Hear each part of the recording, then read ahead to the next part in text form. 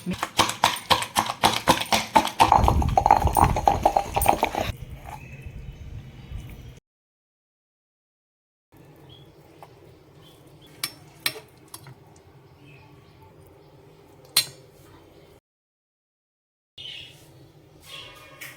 Friends, welcome to Badiri moms life style. ఈరోజు నేను దొండకాయ పచ్చడి ఎలా చేయాలి అన్నది చూపిస్తానండి. ముందైతే స్టవ్ ఆన్ చేసి బాండి పెట్టుకోవాలండి.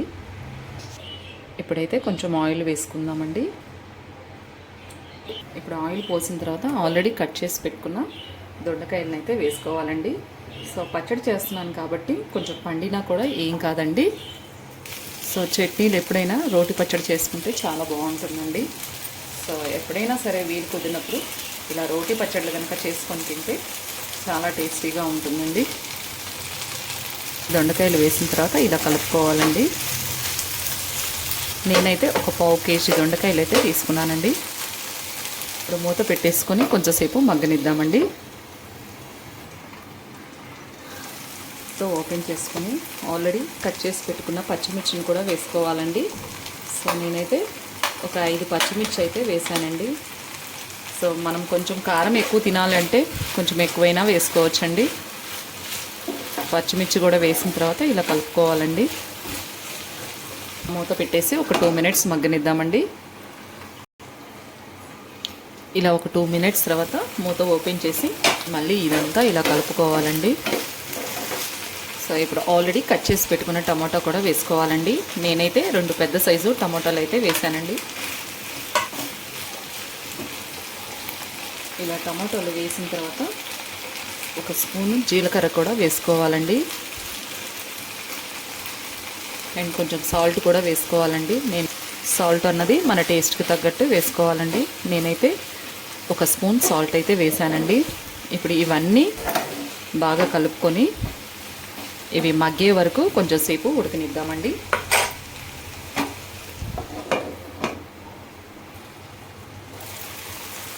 ఇప్పుడు కొంచెం చింతపండు కూడా వేసుకొని ఇదంతా ఒకసారి కలుపుకోవాలండి. ఈ విధంగా కలిపిన తర్వాత ఒక 2 మినిట్స్ ఇలా ఉంచేసి స్టవ్ ఆఫ్ చేద్దామండి. ఇప్పుడైతే చట్నీ అన్నది నూరుకుందామండి రోట్లో వేసి. ముందైతే పచ్చిమిర్చి దొండకాయలు వేసుకొని బాగా మెత్తగా మెదుపుకోవాలండి. దీంట్లోనే చింతపండు కూడా వేసుకోవాలండి. ఇప్పుడు దీంట్లోనే వెల్లుల్లి రెబ్బలు కూడా వేసుకొని దంచుకోవాలండి. నేనైతే ఒక 10 వెల్లుల్లి రెబ్బలు అయితే వేస్తున్నానండి.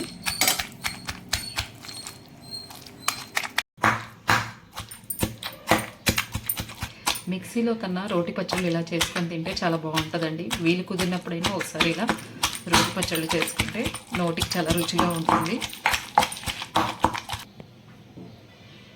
ఇప్పుడు టమాటాలను కూడా వేసుకోవాలండి.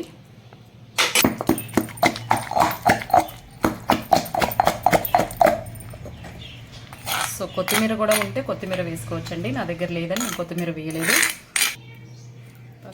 వేసేటప్పుడే ఒకవేళ ఉప్పు సరిపోకపోతే చూసుకోవాలండి. నాకైతే కొంచెం ఉప్పు తగ్గిందండి.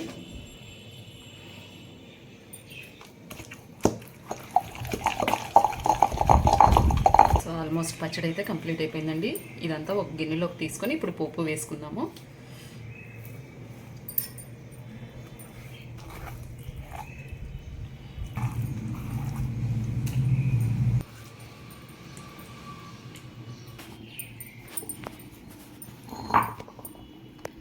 నాకైతే రోటి పచ్చళ్ళు అంటే చాలా ఇష్టం అండి. మా ఇంట్లో నాకే కాదు మా పాపకు కూడా రోటి పచ్చళ్ళు అంటే చాలా ఇష్టం అండి. సో ఇప్పుడు దీన్ని మనము పోపు వేసుకుందామండి. కొంతమంది పోపు వేసుకోకుండా ఇలాగైనా తింటారండి. పోపు వేస్తే ఇంకొంచెం టేస్టీగా ఉంటుందండి.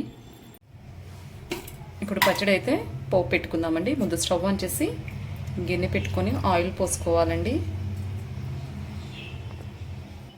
ఆయిల్ కొంచెం హీట్ ఎక్కిన తర్వాత పోపు దినుసులు వేసుకోవాలండి. నేనైతే పచ్చనిపప్పు, జీలకర్ర, ఆవాలు వేసాను. తర్వాత ఎండుమిర్చి కూడా వేసుకోవాలి.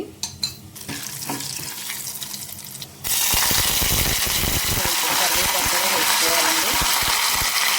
కొంచెం పసుపు కూడా వేసుకొని ఇలా కలుపుకోవాలి. పోపు అయితే ఆల్మోస్ట్ ఏగిపోయిందండి. సో ఇప్పుడు మనం నూరి పెట్టుకున్న పచ్చడిని అయితే దీంట్లో వేసుకోవాలండి.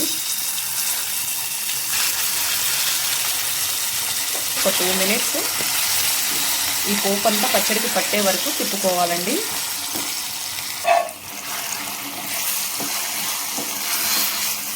ఒక 2 మినిట్స్ ఇలా తిప్పిన తర్వాత స్టవ్ ఆఫ్ చేసేసుకోవటమేనండి. అంతేనండి. వేడి వేడి అన్నంలోకి ఇలా దొండకాయ రోటి పచ్చడి కనుక చేసుకొని తింటే చాలా టేస్టీగా ఉంటుందండి.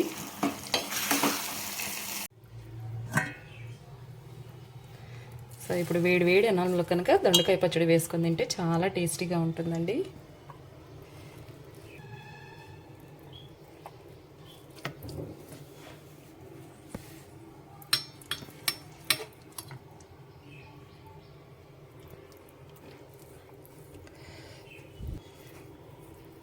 మీలో ఎంతమందికి దొండకాయ రోటి పచ్చడి అంటే ఇష్టమో కామెంట్ బాక్స్లో కామెంట్ చేయండి ఫ్రెండ్స్. నాకైతే చాలా ఇష్టం. ఇలా వేడి వేడి అన్నంలోకి పచ్చడి వేసుకొని నెయ్యి వేసుకొని తింటే చాలా టేస్టీగా ఉంటుందండి. నేనైతే నెయ్యి తిననండి, అందుకే నెయ్యి వేయను. మీకు ఇష్టం ఉంటే నెయ్యి వేసుకోండి.